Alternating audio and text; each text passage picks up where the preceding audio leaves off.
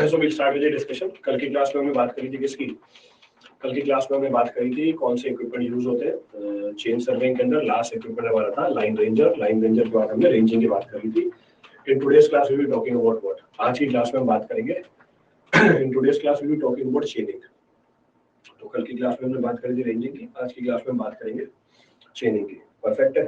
थोड़ा सा ऊपर कर दिया माइक, ठीक है। यहाँ पर भी देख लेते हैं एक बार स्पेशल क्लास में।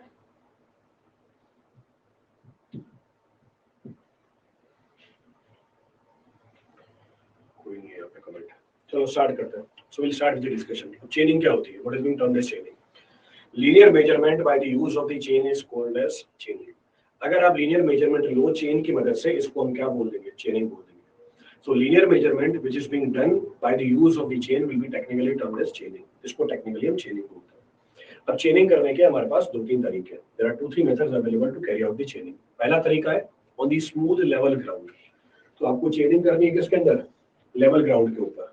तो chaining is to be carried out on what? Level ground. अगर आपको चेनिंग करनी है लेवल ग्राउंड के ऊपर तो बहुत ही आसान काम है। कैसे? मैंने एग्जांपल लिया। क्या एग्जांपल लिया? For measuring a distance which is longer than one chain length. आपको दूरी नापनी है जो एक चेन लेंथ से बड़ी है। सपोज हमारी चेन लेंथ है 20 मीटर, आपको 100 मीटर की लंबाई नापनी है। अगर आपको 100 मीटर की लंबाई नापनी है तो आपको क्या करना पड़ेगा? आपको इंटरमीडिएट पॉइंट्स को स्टैब्लिश करना पड़ेगा। वो हम कैसे करते हैं? वो हम रेंजिंग की मदद से करते हैं। इस प्रोसेस में आपको दो लोगों की रिक्वायरमेंट होगी। एक को हम बोलते हैं लीडर, दूसरे को हम बोलते हैं फॉलोअर। लीडर क्या होता है? जो आगे चलता है। फॉलोअर जो पीछे चलता है। अब लीडर क्या करता है? लीडर और फॉलोअर दोनों चेन को पकड़ के रखते हैं। लीडर आगे चलता है और जहां पर चेन खत्म हो जाती है वहां पर वो एरो डाल देता है। वहां पर वो एरो डाल देता है और अब फॉलोअर भी उस एरो तक पहुंचता है। फॉलोअर उस एरो तक पहुंचता है, वहां पे जाके खड़ा हो जाता है, उस एरो को कलेक्ट करके अपने पास रख देता है और फिर लीडर आगे वापस मूव करता है। ये प्रोसेस कंटिन्यू चलती है तब तक जब तक आपकी टोटल लेंथ मेजर नहीं हो जाती। इस प्रोसेस में जितने भी एरो कलेक्ट किए किसने? फॉलोअर ने। ये आपको डायरेक्टली क्या बता देगा? डिस्टेंस बता देगा। This will directly give you distance. इस बात को समझने के लिए मैं एग्जांपल देता हूं। To understand this point I will give you an example. Let us suppose 3D में बात करते हैं। ये हमारा एरिया, तो 3 डायमेंशनल एरिया। आपको दूरी नापनी है किसके बीच में? आपको दूरी नापनी है, एक पॉइंट है हमारा ए और एक पॉइंट है हमारा बी। मैं आपको ये डायरेक्टली बता रहा हूं कि ए और बी के बीच की दूरी कितनी है। मैंने आपको ये डायरेक्टली बता दिया ए और बी के बीच की दूरी कितनी है। ये आपको पहले नहीं पता थी, ये आपने मेजर करने के बाद निकाली। ए और बी के बीच की दूरी कितनी है? 100 मीटर है। अब मुझे क्या करनी है? चेनिंग करनी है, नापना है इसे। किससे नाप रहे हैं? चेन की मदद से नाप रहे हैं। आपकी चेन की लंबाई कितनी है? 20 मीटर है। तो हमें किसकी रिक्वायरमेंट है? हमें रिक्वायरमेंट है दो लोगों की। इसको मैं बोल रहा हूँ फॉलोअर और दूसरा जो इंसान है इसको मैं बोल रहा हूँ लीडर। सो लीडर दोनों ने किसको पकड़ रखा है? दोनों ने चेन को पकड़ रखा है। तो दोनों ने चेन को पकड़ रखा है। तो लीडर चेन को लेके आगे गया। जहां पर ये चेन खत्म हो गई इस लीडर ने किसको इंसर्ट कर दिया? एरो को इंसर्ट कर दिया। अब फॉलोअर यहाँ पे आता है, इस एरो को उठा के अपने पास रख देता है। फॉलोअर यहीं खड़ा हो जाता है। अब लीडर आगे जाता है, लीडर आगे मूव करता है, दोबारा से जाके किसको इंसर्ट कर देगा? एरो को इंसर्ट कर देगा। फॉलोअर आएगा यहाँ पे, इस एरो को भी उठा के अपने पास रख देगा और ये कहानी चलती जाएगी। This process will continue. तो इसका मतलब जब हमारा लीडर पॉइंट बी तक पहुंच गया, ये फाइनली क्या करता है? एरो को इंसर्ट कर देता है। फॉलोअर यहाँ पे आता है, इस एरो को उठा लेता है। जितने भी एरो होंगे हमारे फॉलोअर के पास, ये आपको डायरेक्टली क्या बता देंगे? ये आपको डायरेक्टली टोटल डिस्टेंस बता देंगे। This will give you the distance. Follower arrow को कलेक्ट करता है, बिल्कुल सही बात है। लीडर एंड फॉलोअर, क्लियर है पूरी प्रोसेस? तो अगर आपको चेनिंग करनी है स्मूथ लेवल ग्राउंड के ऊपर, इस प्रोसेस को अडॉप्ट किया जाता है। This process is being adopted. तो ये 20 मीटर आएगी, फिर ये 20 मीटर आएगा, फिर आगे 20 मीटर आएगा, फिर एक 20 मीटर और आएगा, फिर एक आखिरी का 20 मीटर आएगा, तो लास्ट 20 मीटर आएगा। क्लियर है?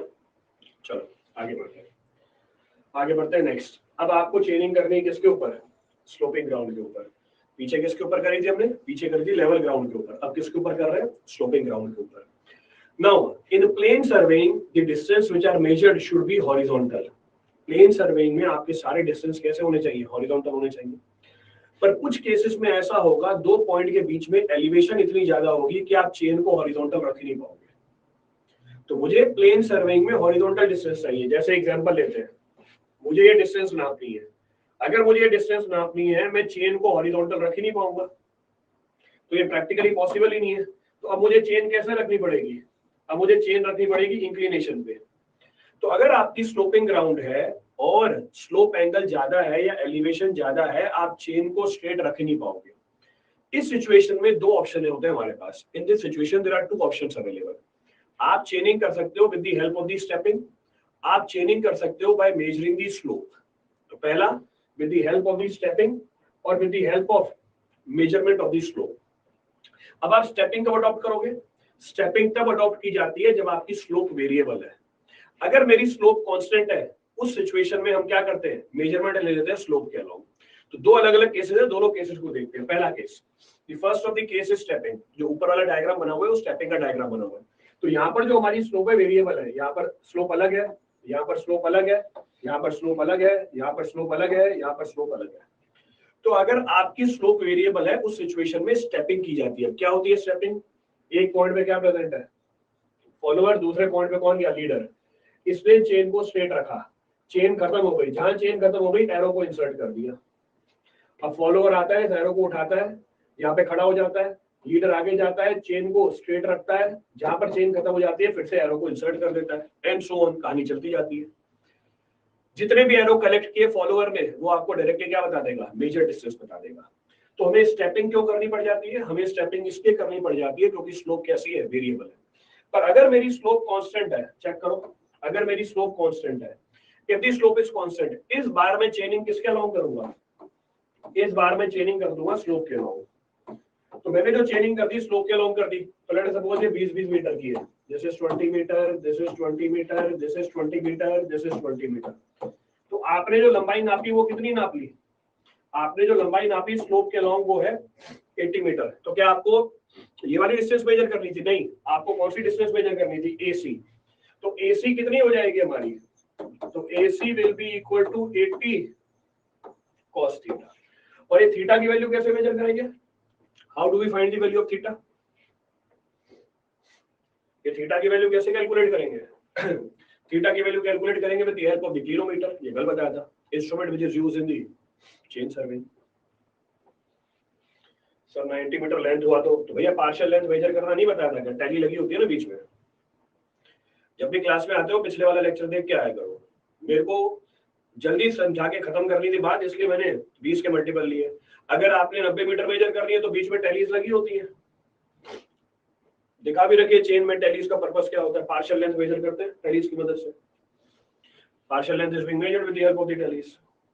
तो आपने जब ये सवाल पूछा यहीं से समझ में आ गया कि भैया पीछे वाली क्लास लगाते नहीं हो, बस आगे बस कुछ भी पूछना है।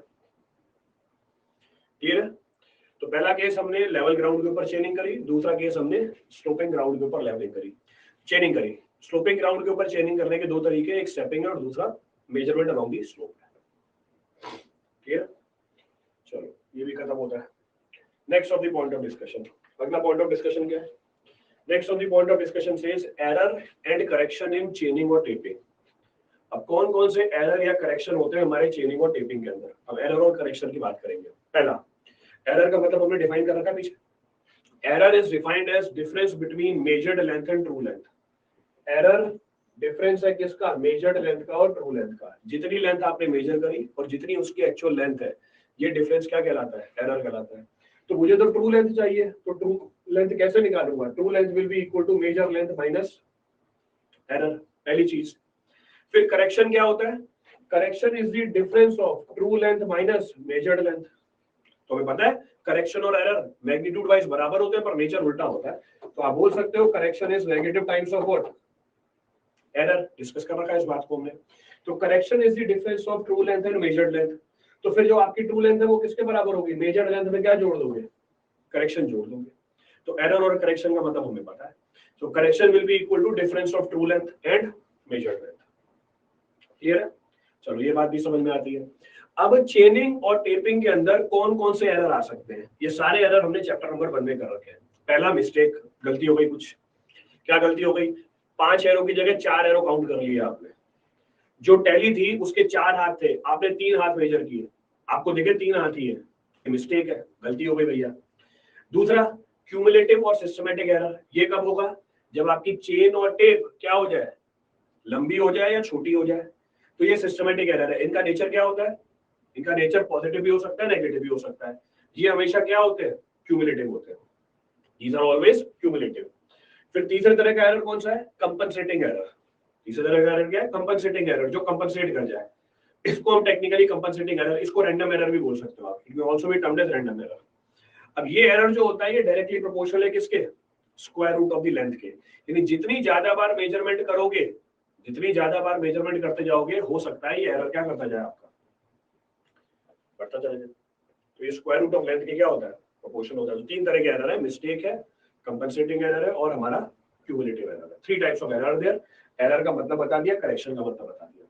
अब कौन कौन से करेक्शन हमें लगाने पड़ते हैं चेनिंग और टेपिंग में, उसकी बात करते हैं। What are the different types of correction? तो first type of correction which is to be applied is for standardisation. पहला जो करेक्शन लगाते हैं उसको हम क्या बोलते हैं? पहला जो करेक्शन लगाते हैं उसको बोलते हैं करेक्शन फॉर व्हाट? स्टैंडर्डाइजेशन। ये करेक्शन वैलिड है चेन और टेप दोनों के लिए। ये करेक्शन वैलिड है चेन और टेप दोनों के लिए। इसको मैं एग्जांपल के फॉर्म में समझाऊंगा, पिन पॉइंट दिमाग में बैठ जाएगी आपके बात। कैसे? ये करेक्शन क्यों लगाई जाती है? This correction is to be applied due to incorrect length of the chain और टेप। अगर आपके चेन और टेप की लंबाई इनकरेक्ट है, इसकी वजह से जो आप करेक्शन लगाते हो उसको आप बोलते हो करेक्शन फॉर स्टैंडर्डाइजेशन। इस बात को समझने के लिए कुछ नोटेशन डिफाइन किए। क्या नोटेशन डिफाइन किए? L dash. अब क्या है एल डैश? एल डैश हमारी नॉमिनल लेंथ है या रॉन्ग लेंथ है? एल डैश हमारी नॉमिनल लेंथ है या रॉन्ग लेंथ है? किसकी? चेन या टेप की। ये गलत लंबाई है। तो एल कैपिटल डैश क्या होगी? Wrong length of the line which is being measured. Wrong length of the line which is being measured. आपने गलत लंबाई मेजर कर ली, आपने गलत लंबाई मेजर कर ली। इस बात को समझने के लिए एग्जांपल लेता हूं। लेट अस सपोज हमारी ये जो चेन है, टेप है, ये 10 मीटर लंबी है। यानी यहां पर लिखा हुआ है 0, यहां पर लिखा हुआ है 10। तो इसकी स्टैंडर्डाइज लेंथ कितनी है? 10 मीटर है। पर आपने क्या किया, या हमने क्या किया, इसको ज्यादा खींच लिया। अगर आपने इसको ज्यादा खींच लिया तो ये क्या हो जाएगी? लंबी हो जाएगी। तो एक्चुअल में हो गई है 11 मीटर की, पर आपको रीडिंग क्या लिखी हुई मिल रही है यहाँ पे? एक्चुअल में ये हो गई है 11 मीटर की, पर आपको रीडिंग क्या लिखी हुई मिल रही है इसके ऊपर? आपको रीडिंग लिखी हुई मिलेगी 10 मीटर की। You will find the reading to be written as 10 metre. जरा मुझे ये बताना, अगर मैं इस चेन को यूज करूं या इस टेप को यूज करूं, जो डिस्टेंस में मेजर कर लूंगा, एक्चुअल से ज्यादा मेजर करूंगा या एक्चुअल से कम मेजर करूंगा? लेट सपोज ए और बी पॉइंट है, ए और बी पॉइंट है। ए और बी पॉइंट के बीच में मैंने इसको यूज किया 1 बार, 2 बार और 3 बार और ये 4 बार। मैंने इसको 4 बार यूज किया। 4 बार यूज किया तो आप ए और बी के बीच की लंबाई कितनी बता दोगे? आप ए और बी के बीच की लंबाई कितनी बता दोगे? एक्स्ट्रा, मोर, कम? बहुत बढ़िया। मैंने इसको 4 बार यूज किया, आप ए और बी के बीच की लंबाई कितनी बता दोगे? मेरे को वैल्यू बताना जरा इसकी। तो इससे समझ में आएगा कि आपको ये बात समझ में आ रही है या नहीं आ रही है। तो हम ए और बी के बीच की लंबाई कितनी बता देंगे? हम बता देंगे 40 मीटर। तो हम बोल देंगे A B which is equal to measured length which is equal to 40 metre. जबकि एक्चुअल में ये लंबाई कितनी है? आपकी जो चेन है वो तो 11 मीटर लंबी थी, वो एक्चुअल में 11 मीटर लंबी थी क्योंकि वो खिंच गई थी। इसके ऊपर लिखा हुआ है 10 मीटर, तो आप बोल रहे हो 40 मीटर, जबकि एक्चुअल लेंथ कितनी है मेरी? एक्चुअल लेंथ है मेरी 44 metre. So actual length of A B is 44 metre, पर आप क्या बता रहे हो? 40 मीटर बता रहे हो। तो आप एक्चुअल से कम बता दोगे। क्लियर है? तो मैं करेक्ट लेंथ कैसे मेजर करूं? तो मुझे करेक्ट लेंथ मेजर करनी है। तो अगर मुझे करेक्ट लेंथ मेजर करनी है, मैं कैसे मेजर करूंगा? Correct length is equal to number of times आपने चेन और टेप को यूज किया मल्टीप्लाई बाय हमारे चेन और टेप की करेक्ट लेंथ। क्लियर है चीज?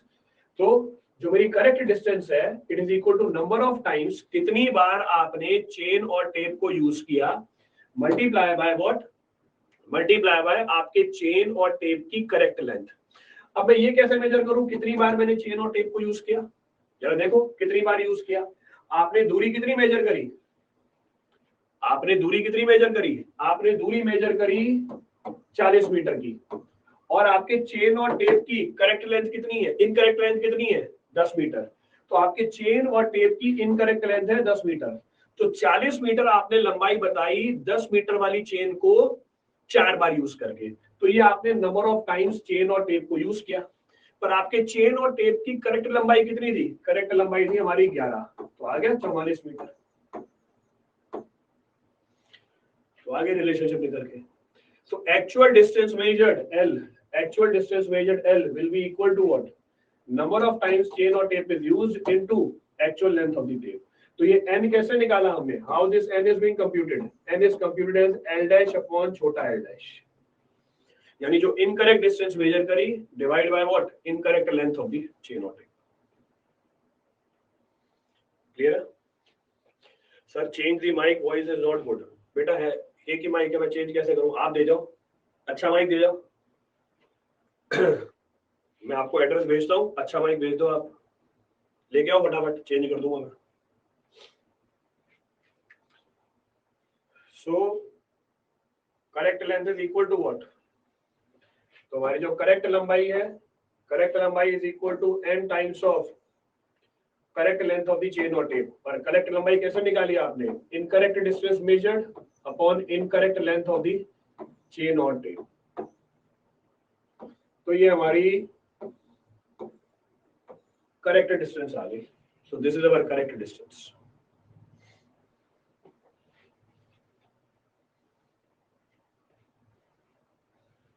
क्लियर? आप इसी कंसेप्ट को एरिया और वॉल्यूम के अंदर भी यूज कर सकते हो। The same concept can be used for area and volume. कैसे? True area और correct area is equal to what? Is equal to what? Is equal to true area और correct area निकालना है। इसको मैं कैसे निकालूंगा? True area और correct area निकालना है, this is equal to L by L dash. L क्या है मेरी? L है हमारे चेन की ट्रू लेंथ, L dash क्या है हमारे चेन की incorrect length multiplied by measured area. और जब L by L dash करोगे इसका होल स्क्वायर आ जाएगा, so it will be whole square. उसी तरीके से करेक्ट वॉल्यूम कैसे निकालोगे? L by L dash का whole cube into measured volume. जो भी वॉल्यूम आपने मेजर किया, जो वॉल्यूम हम मेजर करेंगे वो कौन सा वॉल्यूम होगा? वो गलत वॉल्यूम होगा, it will be incorrect volume. 2/3, 2/3 नहीं है बेटा, एरिया में 2 आ जाएगा, वॉल्यूम में 3 आ जाएगा। ठीक है, सही बोल रहे हो। तो पहला करेक्शन जो लगाते हैं हम चेनिंग और टेपिंग में, वो क्या होता है? Correction for standardisation. कोई सा पॉइंट रिपीट करना उसमें से किसी के लिए? Any of the point to be referred from this? चलो, अब अगर मुझे करेक्शन निकालना है यहाँ से, करेक्शन कैसे निकालूंगा? क्या होता है correction? Difference of what? Correction क्या होती है? Difference of what? अभी पीछे बताया ना, correction is termed as difference of true length and measured length. तो अब अगर मुझे करेक्शन निकालना हो, so correction for standardisation, so I have to calculate the correction for standardization. Correction for standardization is equal to true length minus measured length. True length कितनी है? True length is equal to L by L dash into L dash, और measured length कितनी है? L dash. तो correction for standardization कितना बना? L dash common ले लिया, L by L dash minus 1. So L by L dash minus 1. तो ये हमारा करेक्शन फॉर स्टैंडर्डाइजेशन आ गया। इसको और सॉल्व कर सकते हो। So this is equal to L dash L minus L dash upon L dash bracket बंद। तो ये हमारा करेक्शन फॉर स्टैंडर्डाइजेशन आ गया। This is the correction for standardisation. True length minus measured length. क्या इसको श्रंक और एक्सटेंडेड फैक्टर के साथ रिलेट कर सकते हैं? नहीं भैया, उसके साथ रिलेट नहीं कर सकते। तो इसको उसके साथ रिलेट नहीं कर सकते। तो पहला करेक्शन कौन सा है? चेनिंग और टेपिंग के अंदर पहला करेक्शन है standardisation. The first of the correction is correction for standardisation. Clear है पूरी कहानी? रिपीट करना है इसमें से कुछ भी? Any of the point to be referred from this, कोई सा पॉइंट रिपीट करना उसमें से किसी के लिए?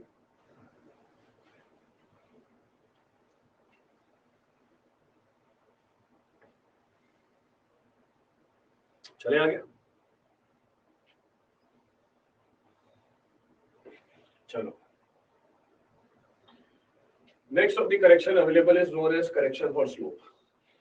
अगला जो करेक्शन अवेलेबल है हमारे पास, इसको बोलते हैं करेक्शन फॉर स्लोप। अब स्लोप करेक्शन है, जरा चेक करो। आप चेन और टेप की मदद से कौन सी लंबाई मेजर कर लोगे? इंक्लाइंड लंबाई मेजर कर लोगे, L। पर आपको कौन सी लंबाई मेजर करनी थी? हॉरिजॉन्टल लंबाई मेजर करनी थी, D। तो आपने मेजर कर ली L, आपको मेजर करनी थी D। तो करेक्शन क्या होता है? Correction is the difference of true length minus measured length. तो correction due to slope is equal to true length minus measured length. True length कितनी है d, मेजर्ड लेंथ कितनी है l। तो आ गया करेक्शन ड्यू टू स्लोप। अगर आपको theta की वैल्यू पता है, if you know the value of theta, तो हमारा d कितना है, d is equal to l cos theta. तो अगर मुझे थीटा की वैल्यू पता है जो हम निकाल सकते हैं यूजिंग किलोमीटर, तो आप क्या बोल सकते हो, correction due to slope is equal to l cos theta minus l। तो ये l cos theta minus l आ गया। इसका मतलब आपका स्लोप करेक्शन हमेशा क्या है, हमेशा नेगेटिव है। क्यों? क्योंकि l की वैल्यू हमेशा क्या है, d से ज्यादा है। तो आप बोलोगे correction due to slope is always negative. Objective सवाल बन गया कि स्लोप करेक्शन हमेशा क्या होता है, नेगेटिव होता है। क्यों? Why it is so? क्योंकि मेजर्ड लेंथ हमेशा ट्रू लेंथ से क्या होगी, ज्यादा होगी। क्योंकि हाइपोटेन्यूज हमेशा बेस से बड़ा होता है। Hypotenuse is always greater than the base. हमें चाहिए बेस, हम मेजर कर रहे हैं हाइपोटेन्यूज। तो हमें जो करेक्शन लगाना पड़ेगा वो हमेशा नेगेटिव करेक्शन होगा। It will always be negative correction. Clear? चलो आगे बढ़ते हैं। Next, same correction due to slope है, पर करेक्शन ड्यू टू स्लोप लगाने के लिए इस बार मुझे किसकी वैल्यू पता है, इस बार मुझे एलिवेशन h पता है। जरा देखो, अगर मुझे एलिवेशन h पता है, यहाँ पर मुझे क्या पता था, यहाँ पर मुझे थीटा पता था। अब थीटा नहीं पता मुझे, एलिवेशन h पता है। अगर मुझे एलिवेशन h पता है तब भी मैं करेक्शन ड्यू टू स्लोप निकाल सकता हूँ। कैसे निकाल सकता हूँ करेक्शन ड्यू टू स्लोप? तो हम बोलेंगे correction due to slope cg is equal to what, cg is equal to d minus l। ये d माइनस l। अब d माइनस l, अब मुझे निकालना है करेक्शन ड्यू टू स्लोप। कैसे निकाला जाए, हाउ टू कैलकुलेट दिस? अब अगर मुझे कैलकुलेट करना है, मैं कैसे निकालूं? देखो, d की वैल्यू मैं h के टर्म में लिख सकता हूं। अगर d की वैल्यू मैं h के टर्म में लिखूं, d is equal to what, तो हम बोलेंगे l square is equal to d square plus h square. तो h कितना हो गया, h is equal to l square minus d square raise to the power 1/2। तो वैल्यू पुट कर दो। So if you substitute the value, so L square minus D square raised to the power 1/2 minus L, ये आ गया मेरा correction due to slope. तो अगर आपको elevation पता है, आप करेक्शन ड्यू टू स्लोप निकाल सकते हो। अब क्योंकि जो एलिवेशन है बहुत छोटी होती है, since elevation is very small, मैं इसको और सिंप्लीफाई कर सकता हूँ। कैसे और सिंप्लीफाई करूँ, जरा चेक करो। L को कॉमन निकाला बाहर, L को कॉमन निकाला, यहाँ पर क्या बना, 1 minus d square by l square raised to the power 1/2 minus 1। अगर मैं यहाँ पे बाइनोमियल थ्योरम लगाऊं, if I apply binomial theorem और हायर टर्म्स को नेग्लेक्ट कर दूं, तो यहाँ पे मैंने लगाई बाइनोमियल थ्योरम और हायर टर्म्स को नेग्लेक्ट किया, तो l 1 minus 2 d square by l square minus 1, higher terms neglect कर दिए, ये कैंसिल आउट हो गया। So this is cancelled out. Sorry, l square minus d square कहां से आ गया, मुझे d चाहिए ना। तो कोई बोल भी नहीं रहा कि सर d की वैल्यू चाहिए आपको h के टर्म में। तो जब d की वैल्यू चाहिए h के टर्म में तो अंदर h डालेंगे ना। तो जब d की वैल्यू चाहिए h के टर्म में तो अंदर h डालूंगा। तो d की वैल्यू चाहिए, तो d is equal to l square minus h square. तो l square minus h square, so l square minus h square, l square minus h square. तो कितना आ रहा है correction due to slope? So correction due to slope comes out to be, correction due to slope comes out to be 2h square by l। तो अगर आपको elevation पता है तब भी आप क्या निकाल सकते हो, तब भी आप करेक्शन ड्यू टू स्लोप निकाल सकते हो। जरा चेक करो, माइनस साइन लगा हुआ है यहाँ पे, तो आगे माइनस साइन आएगा। ये हमेशा क्या होता है, ये हमेशा नेगेटिव होता है। तो correction due to slope is always negative, तो हमारा नेगेटिव वैल्यू निकल के आएगी। हाँ, चेंज कर दिया मैंने, l square minus h square कर दिया, आई चेंज इट, नेगेटिव लगा दिया, माइनस साइन भी लगा दिया, I have used minus sign also. 1/2 आएगा तो बेटा 1/2 लगा दिया। अच्छा, यहाँ पर ये देखो 1/2 ही है, तो 1/2 ही है, सो 1/2, सो 1/2, so minus 1/2, so h square by 2l कर दिया, 1/2 कर दिया उसे, so minus h square by 2l। इसको कब अप्लाई कर पाओगे, h की वैल्यू इज स्मॉल, जब h की वैल्यू क्या हो, स्मॉल हो। So if H is small, अगर एच की वैल्यू बहुत छोटी है तो हमारा करेक्शन ड्यू टू स्लोप ये निकल के आएगा। नोट करना है, नोट कर लो, नोट इट डाउन। 44, पिछला सवाल ही बता रहा है 44 ये। Correction due to slope will always be negative. ठीक है, अच्छी बात है।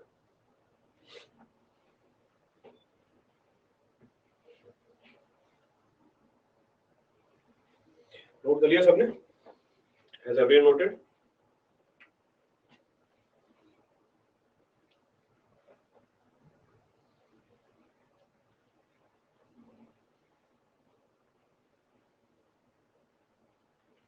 चले आगे, प्रोसीड। अभी वाले जो करेक्शन बताए थे मैंने आपको, ये चेन और टेप दोनों के लिए वैलिड थे। कौन से? करेक्शन फॉर स्टैंडर्डाइजेशन और दूसरा करेक्शन फॉर स्लोप। अब आगे वाले जो भी करेक्शन है वो सिर्फ टेप के लिए एप्लीकेबल है। अब जो भी हम करेक्शन की बात करेंगे, these corrections are applicable for tape only. ये किसके लिए एप्लीकेबल नहीं है? अब जो करेक्शन कर रहे हैं हम किसके लिए एप्लीकेबल नहीं है? ये चेन के लिए एप्लीकेबल नहीं है, टेप के लिए एप्लीकेबल है। तो अगला correction is correction for pull. अगला correction is correction for pull और टेंशन। अब क्या है ये करेक्शन फॉर पुल और tension? If the pull which is applied to the tape during the measurement is more than the standard pull at which the tape was being standardized, then the length of the tape will increase. मैं फिर से repeat कर रहा हूँ इस बात को, हो सकता है अंग्रेजी में बोला नहीं समझ में आया। इस बात को समझने के लिए एग्जांपल लेते हैं। ये हमारी टेप है। इस टेप की जब मैंने स्टैंडर्डाइजेशन करी, यानी इस टेप की जब मैं लंबाई नाप रहा था, इस टेप की जब मैं लंबाई नाप रहा था, मैंने फोर्स लगाया 10 न्यूटन का। मैंने फोर्स लगाया 10 न्यूटन का और टेप की लंबाई आई 10 मीटर। पर जब आप मेजरमेंट कर रहे हो, मेजरमेंट करते हुए आपने इसके ऊपर फोर्स लगा दिया 20 न्यूटन का। मेजरमेंट करते हुए आपने फोर्स लगा दिया 20 न्यूटन का। यहाँ पे लिखा हुआ है 0, यहाँ पे लिखा हुआ है 10, यहाँ पे लिखा हुआ है 0, यहाँ पे लिखा हुआ है 10। अब जरा बताना, टेप लंबी हो जाएगी या छोटी हो जाएगी? जब आप मेजरमेंट कर रहे हो डिस्टेंस की, टेप की मदद से टेप को आपने ज्यादा फोर्स लगा के खींच लिया। ज्यादा फोर्स किससे? जिससे आपने स्टैंडर्डाइजेशन करी थी। तो अब जो मेरी टेप होगी वो 10 मीटर से लंबी हो जाएगी, छोटी हो जाएगी? लंबी हो जाएगी। लेट सपोज ये हो गई हमारी 12 मीटर लंबी, तो इसकी एक्चुअल लंबाई हो गई 12 मीटर, पर आपको रीडिंग किसकी मिलेगी? इसके ऊपर रीडिंग मिलेगी 10 मीटर की। लेट सपोज आपने इसको 5 बार यूज किया। अगर आपने इसको 5 बार यूज किया ए और बी के बीच में, तो ए और बी के बीच में ये 5 बार यूज हुई, तो ए और बी के बीच की दूरी आप कितनी बता दोगे? ए और बी के बीच की दूरी आप कितनी बता दोगे? तो हमने इस टेप को यूज किया और यूज करते हुए फोर्स लगाया 20 न्यूटन का, 5 बार यूज किया, तो ए और बी के बीच की दूरी मैं कितनी बता दूंगा? ए और बी के बीच की दूरी में बता दूंगा एल डैश। How much? मैं इसकी दूरी बता दूंगा 5 × 10, 50 मीटर। ये मेरी इनकरेक्ट डिस्टेंस है, मुझे इसके ऊपर करेक्शन लगाना पड़ेगा। एक्चुअल दूरी कितनी है ए और बी की? एक्चुअल दूरी है ए और बी की, एक्चुअल दूरी है 5 × 12 मीटर, तो एक्चुअल दूरी है 60 मीटर की। तो एक्चुअल दूरी क्या है हमारी? 60 मीटर की। तो जो करेक्शन लगेगा वो क्या होगा? 60 मीटर एक्चुअल, जो करेक्शन लगेगा वो पॉजिटिव लगेगा। तो अगर आपने जो फोर्स लगाया वो ज्यादा है देन द स्टैंडर्ड फोर्स, तो आपको जो करेक्शन लगाना पड़ेगा वो पॉजिटिव करेक्शन लगाना पड़ेगा, क्योंकि आपने जो डिस्टेंस मेजर कर ली वो कम मेजर कर ली। तो अगर हम एग्जांपल लेते हैं उससे बात पूरी क्लियर हो जाती है। Hence examples are being given to you. तो अब जो करेक्शन लगेगा वो पॉजिटिव करेक्शन लगेगा। अच्छा भैया करेक्शन कैसे लगाऊंगा? करेक्शन कैसे लगाएंगे?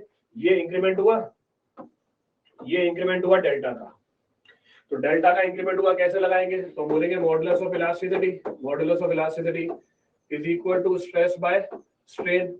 स्ट्रेस की वैल्यू कितनी है? स्ट्रेस की वैल्यू जो फोर्स आपने एक्स्ट्रा लगाया, कितना फोर्स एक्स्ट्रा लगाया? P minus P S divide by area. Strain कितना आया इससे? Delta divide by original length, original length. तो इसका मतलब मेरा जो करेक्शन है वो कितना आ गया? मेरा जो करेक्शन है वो आ गया P minus P S, P minus PS L upon AE. So what is the correction due to pull or tension? It is equal to P minus PS L by AE. ये मेरी correction आ गई। ये positive होगी कब? जब आपने ज्यादा पुल लगाया।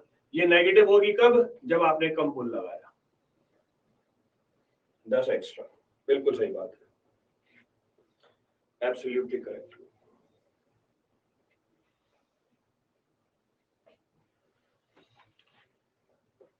क्लियर है? चले आगे। तो पहला करेक्शन स्टैंडर्डाइजेशन का, दूसरा करेक्शन स्लोप का, तीसरा करेक्शन पुल का। ये सब लगेगा टेप के ऊपर। This will be applied only on the tape. आज क्लियर हुआ पुल करेक्शन। चलो बहुत बढ़िया। ज्यादा pull positive and vice versa, बिल्कुल सही बात है Captain Jack Sparrow, absolutely correct. तो ज्यादा पुल पॉजिटिव करेक्शन लगेगा, कम पुल नेगेटिव करेक्शन लगेगा, करेक्शन विल बी नेगेटिव। चलो आगे बढ़ते हैं। Next of the correction, next of the correction is correction due to temperature. Next of the correction is correction due to temperature. ये भी आप खुद बता सकते हो। कैसे बता सकते हैं? लेट अस सपोज हमारी जो टेप है ये है 10 मीटर लंबी। हमारी जो टेप है वो है 10 मीटर लंबी। जितने स्टैंडर्ड टेम्परेचर पे, हमारा स्टैंडर्ड टेम्परेचर कितना था? Reference temperature. What the reference temperature? Take T naught. तो टी नॉट टेम्परेचर पे इसकी लंबाई 10 मीटर है। लेट अस सपोज जब आप मेजरमेंट कर रहे हो तब टेम्परेचर बढ़ गया, तब हमारा टेम्परेचर आ गया टीएम, और TM is more then T naught. तो हमारी जो टेप है वो लंबी हो जाएगी या छोटी हो जाएगी? हमारी जो टेप है वो लंबी हो जाएगी, पर इसके ऊपर लिखा हुआ क्या मिलेगा? लिखा हुआ मिलेगा 10 metre. But let us suppose ये लंबी हो गई। कितनी लंबी हो गई? ये 3 मीटर लंबी हो गई। ये 3 मीटर लंबी हो गई।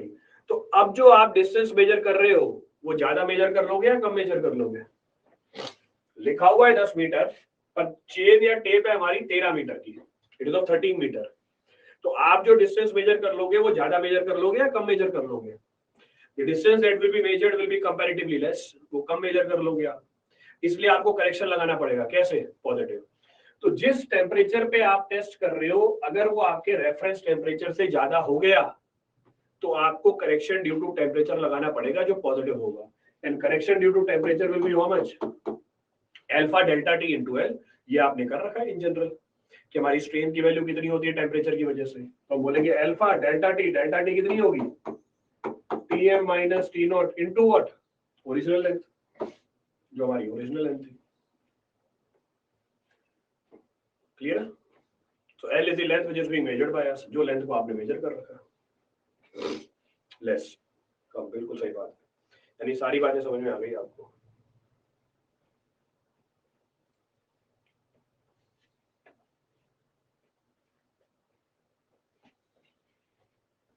क्लियर है?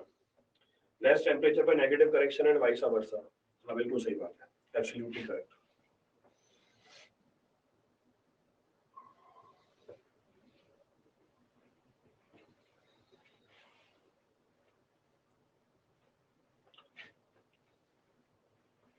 चले आगे बढ़े।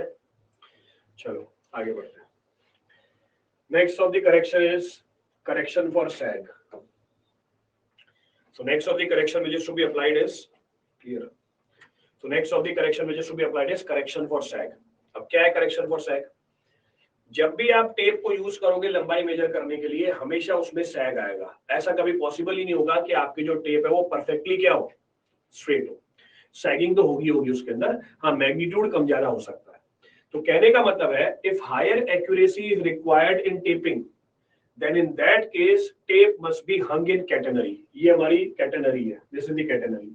तो जब आप उसकी स्टैंडर्डाइजेशन कर रहे हो यानी जब आप उसकी लंबाई नाप रहे हो तो उस समय आप उसको हैंग करो किसमें? कैटेनरी के अंदर।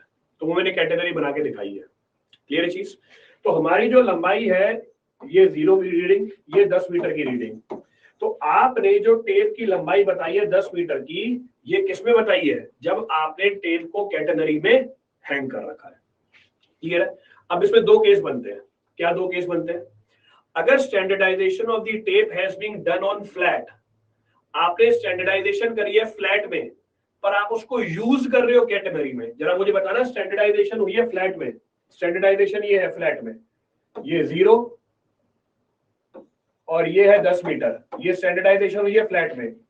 पर आप उसको यूज कर रहे हो कैटेनरी में, you are using it in catenary, तो आप जो दूरी नाप लोगे वो ज्यादा दूरी नापोगे या कम दूरी नापोगे? तो ये रीडिंग होगी 0, ये रीडिंग होगी 10, पर ये जो डिस्टेंस होगा 10 मीटर से ज्यादा होगा या 10 मीटर से कम होगा?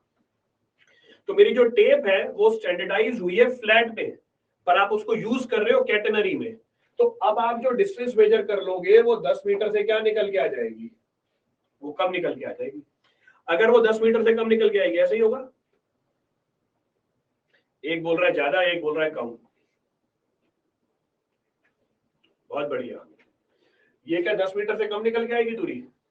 This will come out to be less than 10 metre. आपने स्टैंडर्डाइजेशन किया है फ्लैट पे, आप उसको यूज कर रहे हो कैटेनरी में, you are using it in catenary. तो अब आपने जो दूरी निकाली है वो बताओ कितनी होगी? आपने ये जो दूरी निकाली है, ये दूरी कितनी निकाली है? ये दूरी कम नहीं निकाली है, दूरी ज्यादा निकाल ली है आपने। This distance which is being measured by us, this distance is more than 10 metre. आप ये जो डिस्टेंस बता दोगे, ये 10 मीटर से ज्यादा बता दोगे डिस्टेंस। क्यों 10 मीटर से ज्यादा बता देंगे? या आप ऐसे बोल सकते हो कि आप डिस्टेंस ज्यादा बता दोगे, आप बोलोगे डिस्टेंस है 10 मीटर, जबकि एक्चुअल में ये डिस्टेंस कितनी थी? एक्चुअल में ये डिस्टेंस ही लिख देता हूं, एक्चुअल डिस्टेंस लिख रहा हूं मैं अब यहाँ पे। तो बात को मैंने मॉडिफाई किया और मैंने बोला ये डिस्टेंस है 8 मीटर की, पर आप ये कितनी बताओगे? डिस्टेंस थी 8 मीटर की, आप बता दोगे 10 मीटर। तो आपने एक्चुअल से ज्यादा बता दिया या कम बता दिया? तो ए और बी के बीच की दूरी थी 8 मीटर, पर क्योंकि आपने इसको यूज किया कैटेनरी में, तो आप बोलोगे ये तो 10 मीटर की है, जबकि एक्चुअल में 8 मीटर की थी। इसका मतलब स्टैक करेक्शन कैसा होगा? पॉजिटिव होगा या नेगेटिव होगा? तो इस सिचुएशन में जो सैग करेक्शन होगी पॉजिटिव होगी या नेगेटिव होगी? So in this situation the sag correction will be negative. तो correction due to sag will be negative. तो ये पहला केस है, this is the first case. तो अगर आपने स्टैंडर्डाइजेशन करी फ्लैट पे और यूज किया कैटेनरी में, आप एक्चुअल से ज्यादा दूरी बता दोगे, करेक्शन लगाओगे नेगेटिव। उसी तरीके से दूसरा केस, अब आपने स्टैंडर्डाइजेशन करी है किसमें? ये स्टैंडर्डाइजेशन है, आपने स्टैंडर्डाइजेशन करी है कैटेनरी में और आप इसको यूज कर रहे हो फ्लैट पे। स्टैंडर्डाइजेशन करिए कैटेनरी में, आप इसको यूज कर रहे हो फ्लैट पे। जब आपने इसको यूज किया फ्लैट पे, आप तो रीडिंग बताओगे 0 और 10, आप तो रीडिंग बताओगे 0 और 10। अब जरा बताना, एक्चुअल जो दूरी है ए बी की, वो ज्यादा है 10 से या कम है 10 से? आपने स्टैंडर्डाइजेशन करी है कैटेनरी में और इसके ऊपर लिख दिया 10, यूज कर रहे हो फ्लैट में, ये वैल्यू है 12 मीटर। तो आप 10 मीटर बता दोगे, एक्चुअल में ये कितना था? क्योंकि जब उसको फ्लैट कर दोगे लंबाई बढ़ जाएगी, तो आप बताओगे 10 मीटर, एक्चुअल में थी 12 मीटर। तो इस बार जो सैग करेक्शन लगाओगे वो क्या होगा? इस बार जो सैग करेक्शन लगाओगे वो है पॉजिटिव, क्योंकि आप वैल्यू बता रहे हो 10 मीटर, एक्चुअल में कितनी थी? 12 मीटर। तो मुझे सैग करेक्शन क्या लगाना पड़ेगा? पॉजिटिव लगाना पड़ेगा। Today's voice is very low. ठीक है भाई, कुछ नहीं कर सकते इस वॉइस के बारे में, और ऊपर इतना पास लेके आ सकता हूँ। रुको, एक चीज और कर सकते हैं, इसको और ऊपर उठा देते हैं।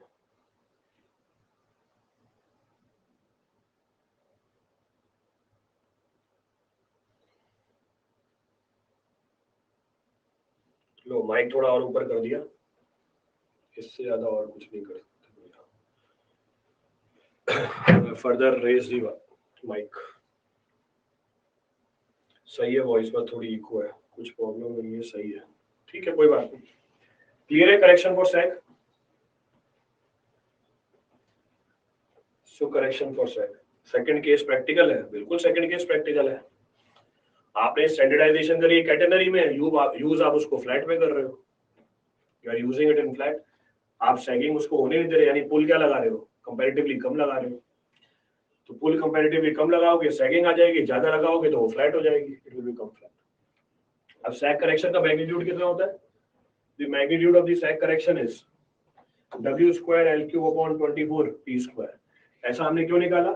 जो हम सैग की प्रोफाइल है उसको पैराबोलिक मान लेते हैं, तो पैराबोला की इक्वेशन लगा के आप इसको कैलकुलेट कर सकते हो।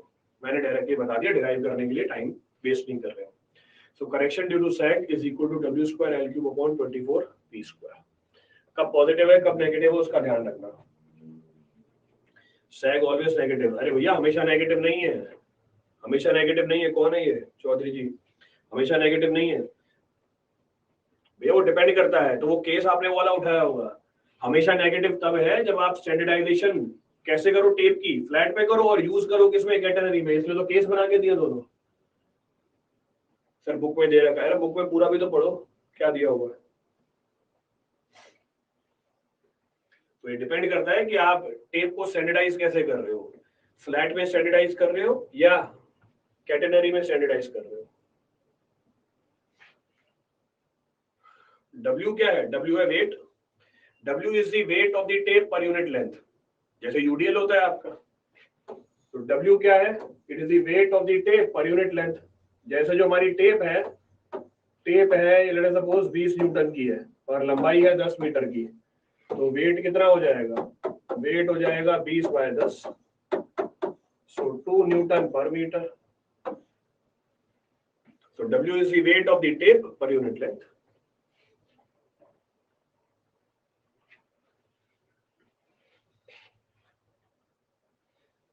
क्लियर है? चले आगे। तो हमने करेक्शन ड्यू टू टेम्परेचर कर लिया, करेक्शन ड्यू टू पुल कर लिया, करेक्शन ड्यू टू सैग कर दिया। तो करेक्शन ड्यू टू सैग। अब अगला करेक्शन उठाते हैं। अगला करेक्शन उठाते हैं correction for miss alignment. So next of the correction for the tape is correction for misalignment. अब क्या है करेक्शन फॉर misalignment? अगर आपने रेंजिंग प्रॉपर नहीं करी, कहने का मतलब है आपने जो इंटरमीडिएट पॉइंट है सी, वो सर्वे लाइन के ऊपर मार्क नहीं करके उससे दूर मार्क कर दिया, इसका मतलब ranging is not done proper. तो पहले तो मुझे बताओ ये जो डायग्राम बना हुआ है ये प्लान है या सेक्शन है? ये जो डायग्राम बना हुआ है बोर्ड के ऊपर ये प्लान है या सेक्शन है? इट इज प्लान और सेक्शन। जो डायग्राम बनी हुई है वो प्लान है या सेक्शन है?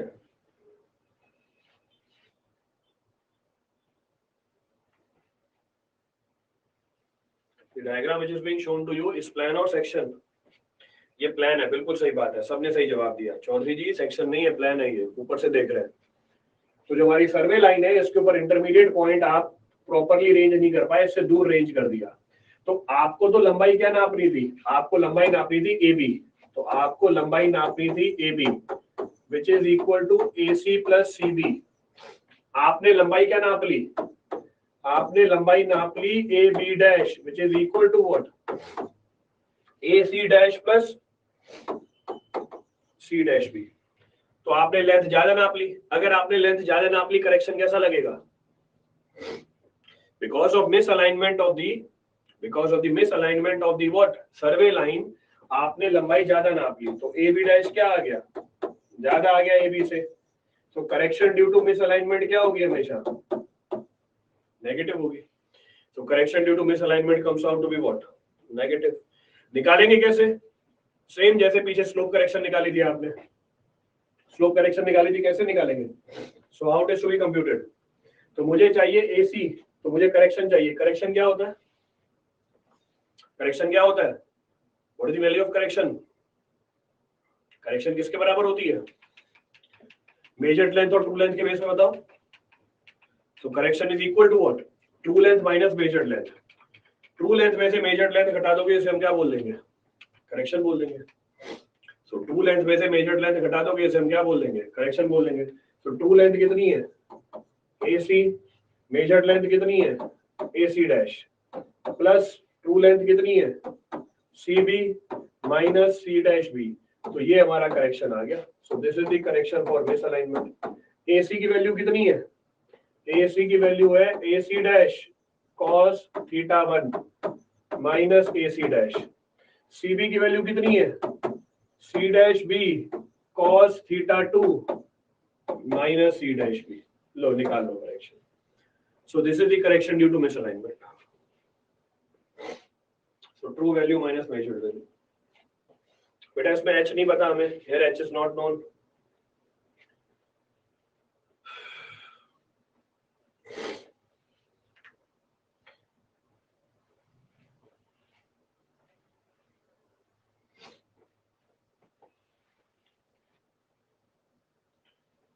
क्लियर?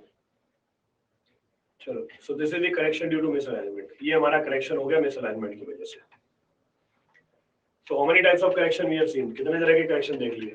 तो पहले दो करेक्शन हमारे चेन और टेप के लिए दोनों थे। पहला करेक्शन था स्टैंडर्डाइजेशन का, दूसरा करेक्शन था स्लोप का, तीसरा करेक्शन था हमारा पुल का, चौथा करेक्शन था हमारा सैग का, फिर अगला करेक्शन हमने देखा है मिसअलाइनमेंट का। Last of the correction is reduction of the length to the mean sea level. So last of the correction which is available is reduction of the length to the mean sea level. आपको length को reduce कर देना है कहां पर? Mean sea level पे। Sag correction में parabolic equation एक बार बता दीजिए। सैग करेक्शन में पैराबोलिक इक्वेशन एक बार बता दीजिए। ले लो सैग करेक्शन, ये इक्वेशन पैराबोलिक है। So y is equal to kx square. तो इसको हम पैराबोलिक लेके चलते हैं। We consider it to parabolic.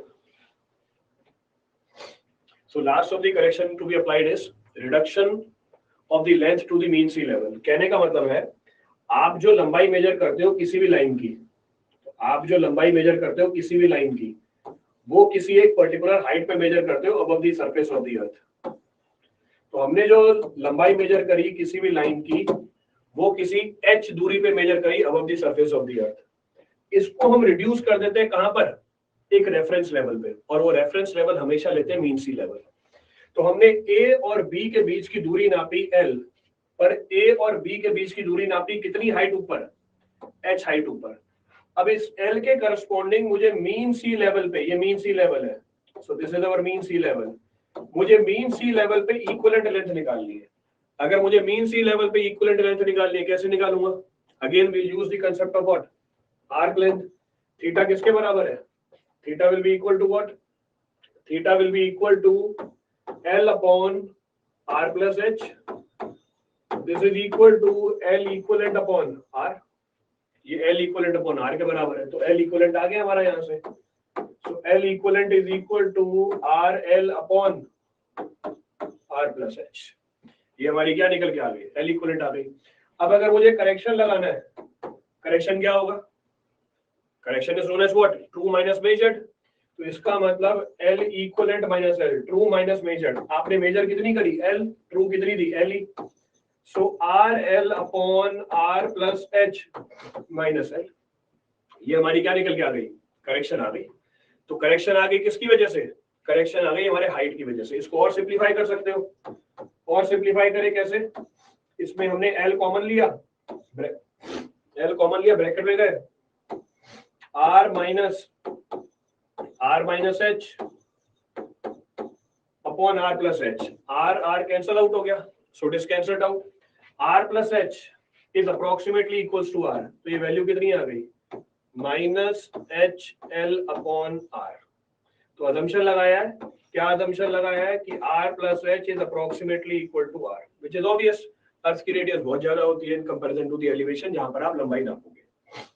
तो करेक्शन ड्यू टू हाइट क्या निकल के आया? Minus HL by R। तो ये हमारी करेक्शन आ गई। ये हमेशा क्या होगी? नेगेटिव होगी। क्यों? किसी पर्टिकुलर हाइट पे आप लंबाई क्या नाप लोगे? ज्यादा नाप लोगे।